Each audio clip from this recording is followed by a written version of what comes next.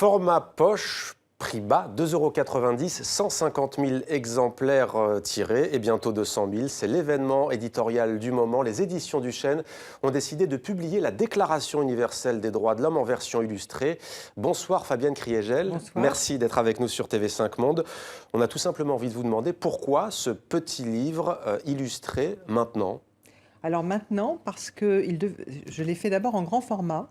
En janvier, fin janvier, j'ai cherché quelle était la réponse qu'un éditeur pouvait apporter aux attentats de Charlie et d'Hyper-Cacher. Et ce qui m'est venu à l'idée, c'est quelque chose qui nous est commun à tous, c'est la Déclaration universelle des droits de l'homme.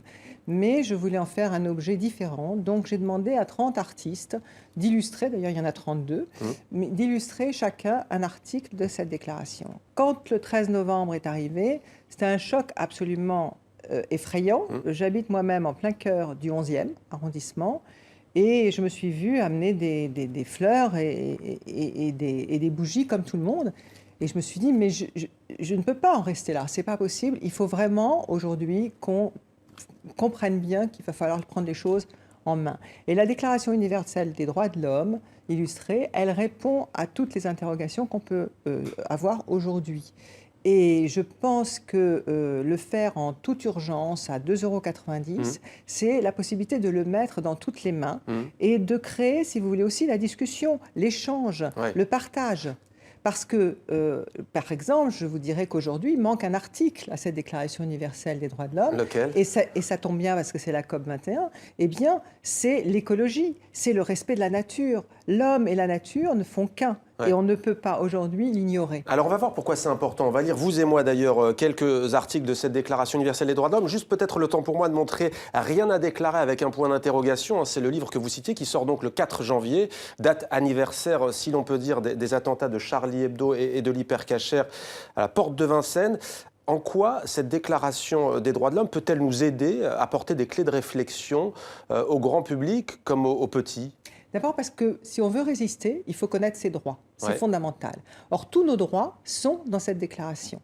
Les seuls pays qui n'ont pas, si vous voulez, qui se sont abstenus en 1948, quand ce texte a été adopté, c'est, comme par hasard, l'Arabie saoudite à cause des droits de la femme, parce qu'ils ne pouvaient pas considérer que l'homme et la femme pouvaient être égaux en droit, et un autre pays à l'époque, puisque c'était l'Afrique du Sud avec l'apartheid.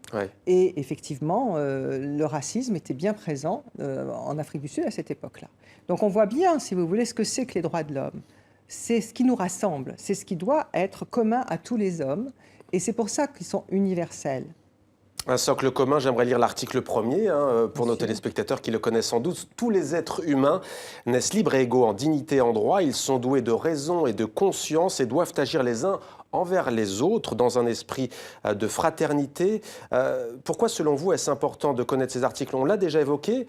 Connaître ses droits, c'est résister, vous l'avez dit, résister donc à ce déferlement de violence que l'on a vu, mais peut-être aussi, j'ai envie de vous dire, aux excès qui pourraient advenir avec les lois. On sait qu'il y a l'état d'urgence. Est-ce que ça aussi c'est... Mais bien sûr, il faut raison garder. Il faut lire et apprendre ses droits, les connaître, pour pouvoir les opposer à la barbarie. Si on réagit uniquement, si vous voulez, par l'instinct, c'est très très négatif, c'est très mauvais. On va faire le jeu de cette barbarie. Non, il faut se poser, il faut réfléchir. Et une fois qu'on a bien compris, bien réfléchi, alors à ce moment-là, on peut s'opposer. Et c'est ça qu'il faut que la jeunesse aussi comprenne. Parce qu'on est dans un pays où on ne donne pas assez de place à la jeunesse. Et on ne leur donne pas ces outils. J'ai rencontré hier une professeure, une enseignante en histoire, qui s'occupe des classes de collège. Elle me dit, mais ton livre, c'est formidable, je vais en acheter pour tous mes élèves, j'en ai besoin.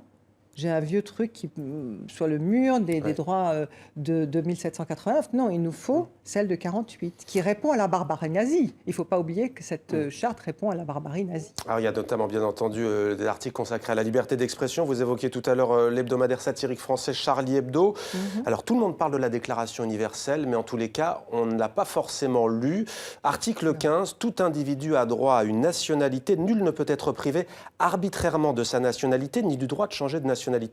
On se dit que vous avez plutôt bien joué, si je puis dire, puisque ça fait écho à l'actualité, notamment avec cette question de la déchéance. Mais bien sûr, et même le titre de livre qui doit sortir donc en janvier, quand on dit rien à déclarer si les droits de l'homme, je pense que c'était prémonitoire, malheureusement.